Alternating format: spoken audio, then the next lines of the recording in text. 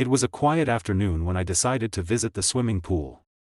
The city felt unbearably heavy that day, full of noise, faces, and thoughts I didn't want to face. The water, I thought, might silence everything for a while. My life had become predictable: wake up, work, return home to a marriage that felt more like a habit than love. We spoke less, smiled even less. It wasn't anger between us, just distance, like two people living parallel lives under the same roof. I didn't go to the pool looking for anything, only peace. The air around the pool was warm and smelled faintly of chlorine.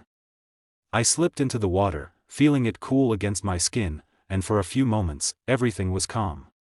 Then, across the pool, I noticed him, a tall African man, his skin glistening under the afternoon light. He moved through the water with an ease that caught my attention. There was confidence in him, not arrogance but something quietly grounded. Our eyes met briefly before I looked away, pretending to focus on swimming.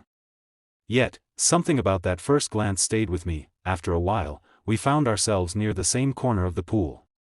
He smiled, the kind of warm smile that melts away awkwardness, and said, "You swim well." I laughed a little, surprised by his friendly tone. "Not really," I said. "Just trying to remember how." We both laughed, and the tension vanished instantly. He introduced himself: Daniel, visiting from another country for a few months, working nearby. There was something sincere about the way he spoke, as if he meant every word, as if conversation with a stranger still mattered. That we started talking, slowly at first, about simple things. The weather. The pool. The city. I told him how quiet it felt to swim.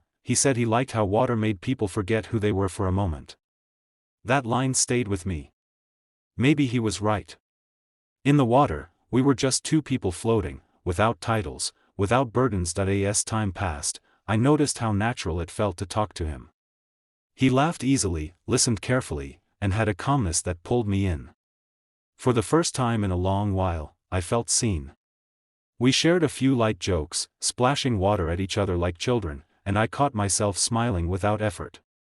It was strange how comfortable it felt, like we had known each other far longer than the few minutes we'd spoken. The sun began to dip, casting golden reflections on the water's surface. Daniel swam to the edge and leaned against it, looking at me. "You come here often?" he asked.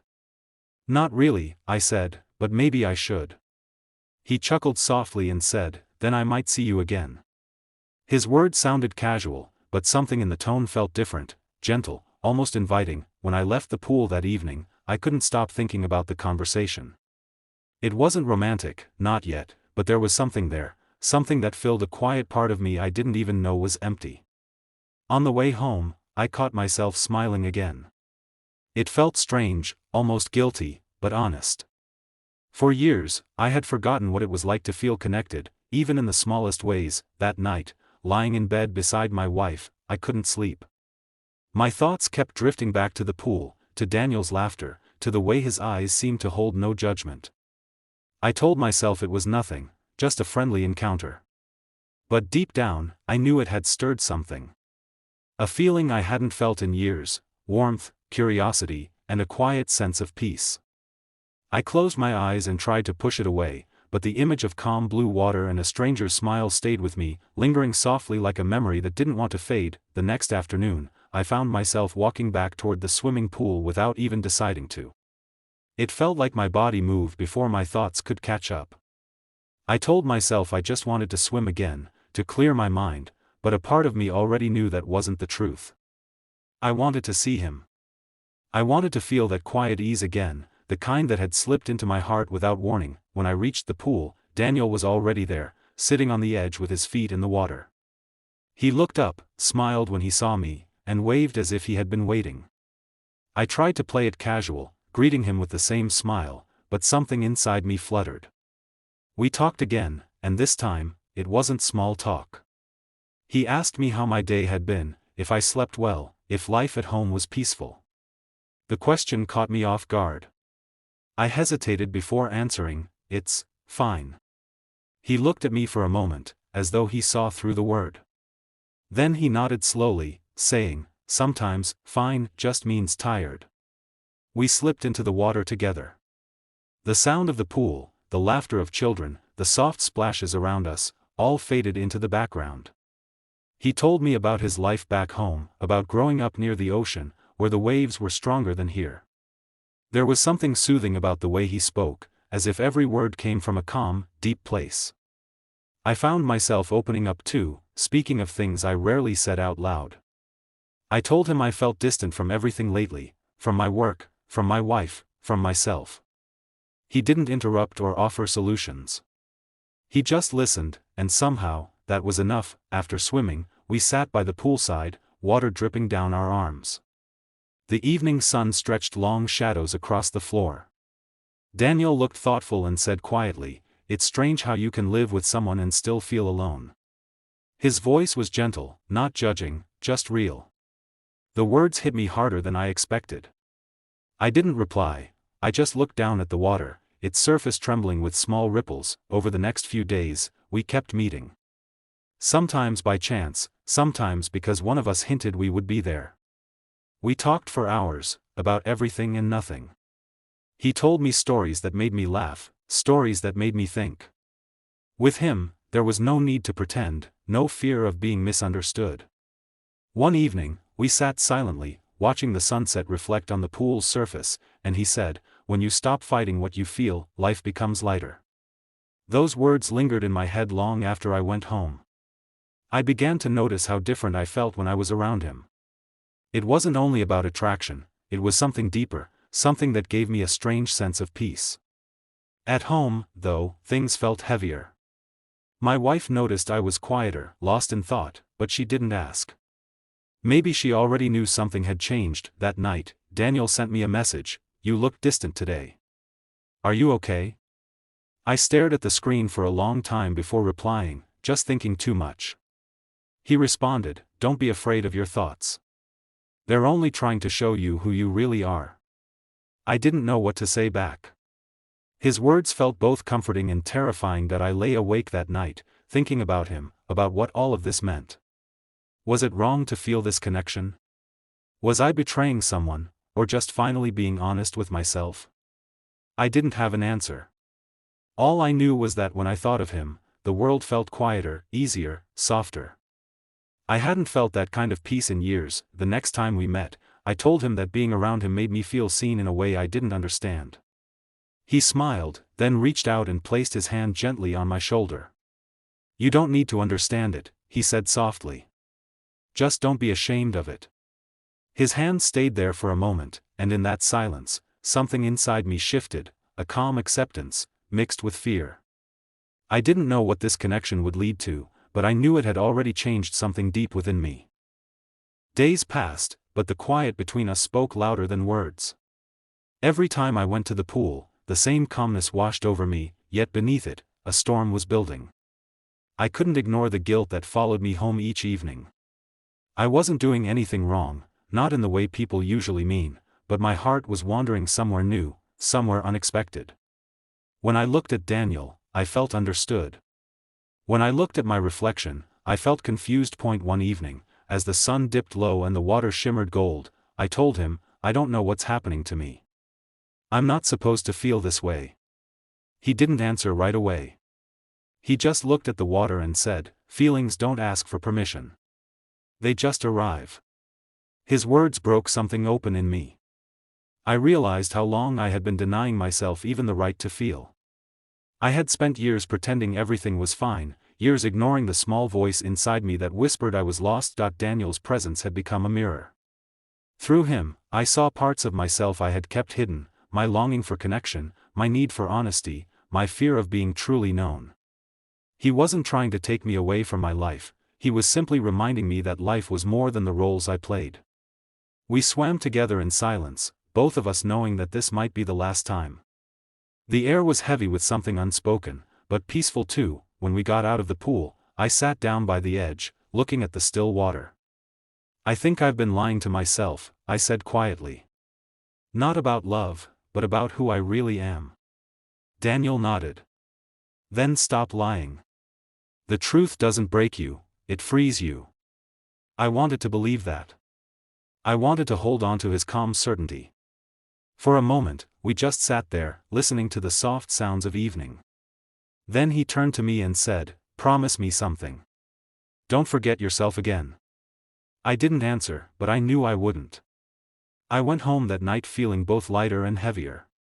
My wife was sitting on the couch, reading. I looked at her, really looked, and saw the distance that had grown between us, not because of Daniel, but because we had both stopped trying to be honest. She glanced up and asked if I was okay. For once, I didn't say, "I'm fine." I told her, "I'm figuring things out." She didn't reply, just nodded slowly, as if she had been waiting for me to say those words. Later that night, I sat down and wrote a letter I never planned to write. I told her that I had met someone, not in a romantic sense, but someone who made me realize how numb I'd become. I wrote that I wasn't leaving, but I needed to find out who I really was beneath all the silence. I didn't name him. I didn't need to. The letter wasn't about him, it was about me learning to face the truth I had avoided. The next morning, I went back to the pool. The sky was pale blue, the water calm and inviting. Daniel wasn't there. I stood by the edge, watching the light ripple across the surface, and felt a strange peace settle over me. For the first time in years, I wasn't afraid of my thoughts. I wasn't running from what I felt. I whispered softly, "Thank you, Daniel," knowing he wouldn't hear me but hoping somehow he would understand. As I stepped into the pool, the water felt different, cool, alive, forgiving. It no longer felt like an escape. It felt like a beginning. I closed my eyes and let the water carry me, weightless and free, knowing that sometimes the people we meet for a short while can change the entire direction of our lives. Weeks passed, and life began to settle again, but not in the same way it used to. Something inside me had shifted, quietly but deeply. I stopped going to the pool for a while, afraid that returning would feel empty without Daniel there.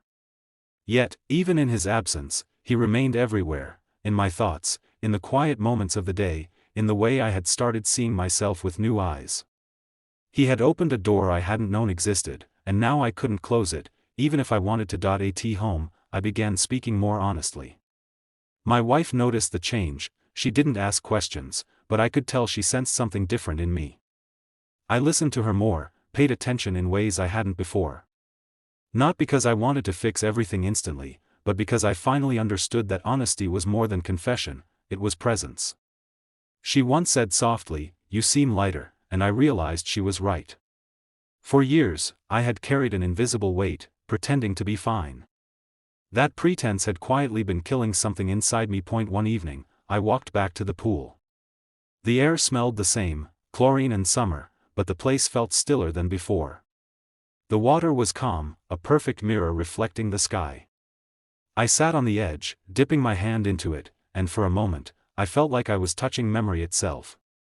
Every ripple reminded me of the conversations, the laughter, the silence Daniel and I had shared. But instead of sadness, there was gratitude.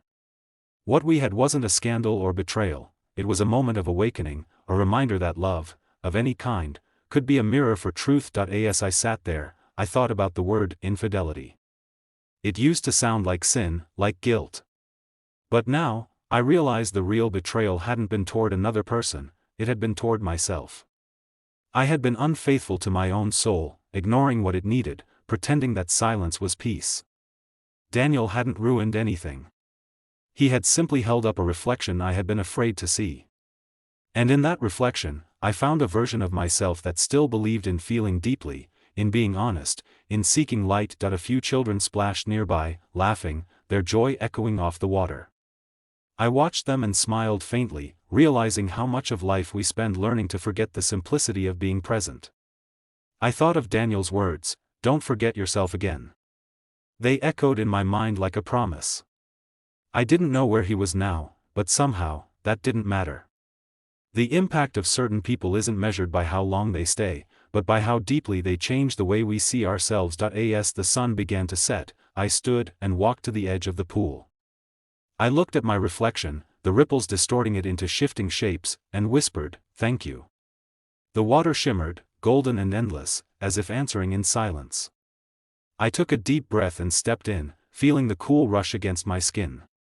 For the first time in a long while, I wasn't trying to escape anything. I wasn't trying to find someone or forget someone.